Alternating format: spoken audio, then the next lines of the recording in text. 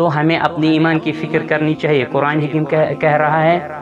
کہ وہ ایک امت تھی، تلک امت قد خلت لها ما کسبت ولکم ما کسبتم ولا تسألون عما كانوا يعملون، کہ وہ ایک امت تھی، انہوں نے جو کیا وہ ان کے لیے ہے، اور آپ جو کر رہے ہو وہ آپ کے لیے، آپ کو ان کے اعمال کے بارے میں نہیں پوچھا جائے گا۔ جب نہیں پوچھا جائے گا تو آپ بالکل خاموش رہیے ان کے بارے میں۔ اگر ان کے بارے میں آپ نے زبان درازی کی ہے تو آپ اپنے ایمان کو ضائع کر رہے ہیں۔ تو ہمیں مسلمانوں کو چاہیے کہ ہم صحابۃ الکبار رضوان اللہ علیہم اجمعین سے زیادہ محبت کرے، اپنے اولادوں کو ان کی تعلیمات سے منور کرے، آشکار کرے، آشنا کرے، تاکہ آنے والے جو نسل ہے وہ ہمارے صحابہ کے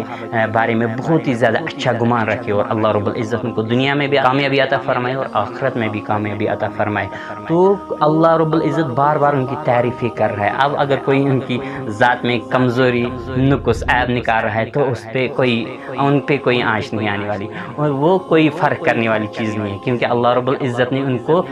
بہت ہی زیادہ اونچا مقام عطا کیا ہے۔ تو آپ کے غلط فہمی پھیلانے سے، آپ کی پروپیگنڈا پھیلانے سے ان پہ کوئی آنچ آنے والی نہیں ہے، کیونکہ اللہ رب العزت نے ان کو دفاع کیا، اللہ رب العزت نے ان کی ثنا اور تعریفیں بیان کی، پروفیٹ محمد صلی اللہ علیہ وسلم نے ان کے بارے میں ڈرایا ہے،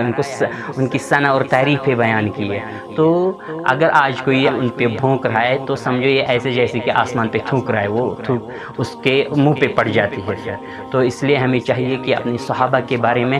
پازیٹیو گمان رکھے، اچھا گمان رکھے۔ وہ سب سے بہترین انسان تھے دنیا میں، تمام انبیاء کرام علیہ الصلوۃ والسلام کے بعد صحابہ کرام رضوان اللہ علیہم سب سے بہترین مخلوق اگر آپ کو دیکھنی ہے